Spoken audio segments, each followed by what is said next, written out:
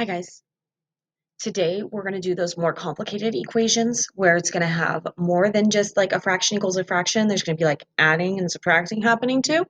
But we're going to focus today on monomial denominators. So at least there's like no factoring in the denominators.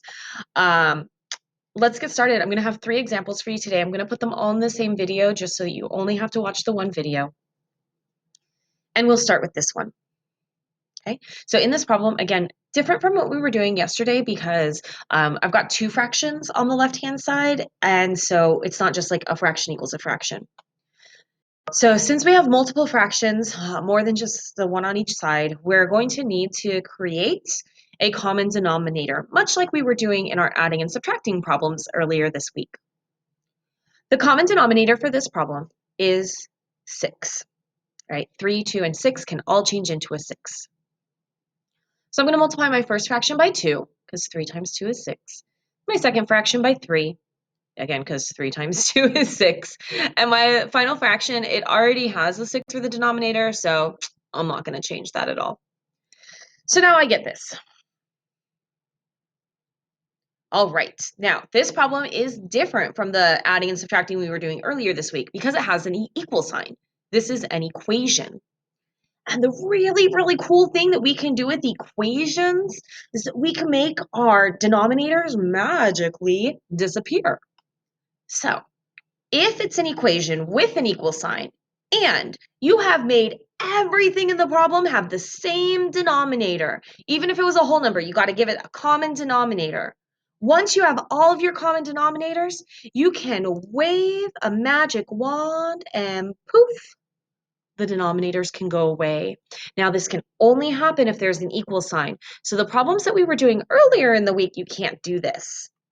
But in this one, we can. And now, so much easier. Nice, simple equation. I'm going to subtract my 2x, and I add my 3, and I'm going to divide by 2. And there's my final answer. Okay? So the steps. Everything, literally everything, have the same denominator on both sides of the equal sign, even if it's a whole number, make it a fraction. And then wave your magic wand and continue to solve. All right, let's do another one. Okay, so still monomial denominators, nice for us. I see 2's and x's, so my common denominator is going to be 2x. That means I'm going to have to multiply my first fraction by 2 and my second fraction by x. And the last fraction, it already has a 2x on the bottom, so I will not be changing that.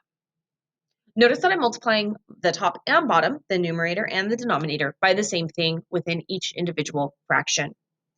A lot of students earlier this week were forgetting to multiply your numerator, so don't forget to multiply your numerator. All right, guys, we got to check a couple things. First of all, is there an equal sign? Because if there's not an equal sign, we're not allowed to use the magic wand at all. Second, is everything a fraction? And third, do they all have the same denominator?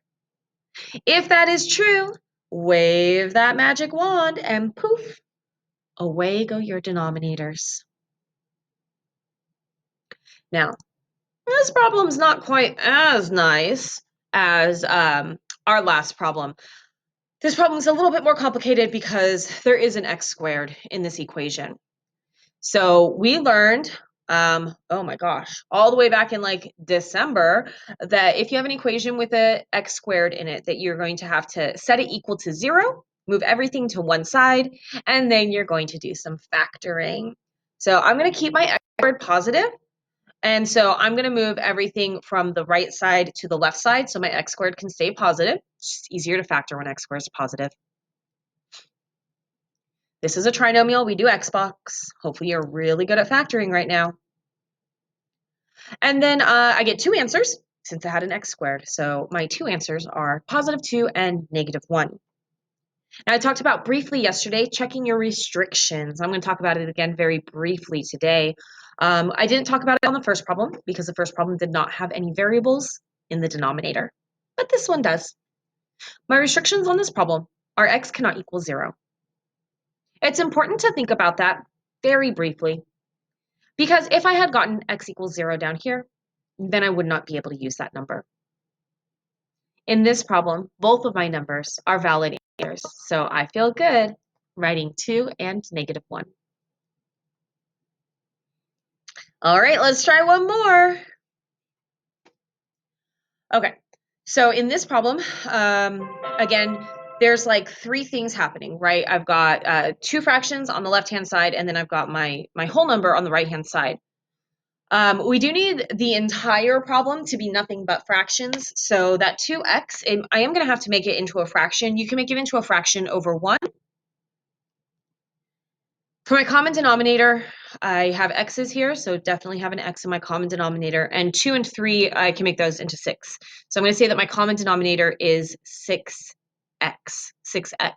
So my first fraction, I multiply by 3. Second one, I multiply by 2. And I do need this side over here, I need this 2x to also be a fraction over 6x. So 2x over 1 is what it is right now. And then I will have to just multiply this by the entire common denominator since it didn't even have a denominator to begin with. So we're multiplying by 6x.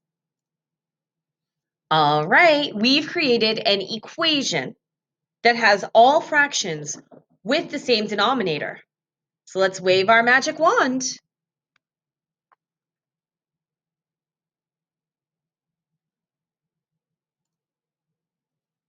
Okay, now this one also has an x squared in it. So just like in our previous problem, we're going to set it equal to 0. And this time though, my x squared, and again, I want to keep my x squared positive, just makes my life a little bit easier. So my x squared right now is on the right-hand side. So I'm going to move everything to the right-hand side with the x squared.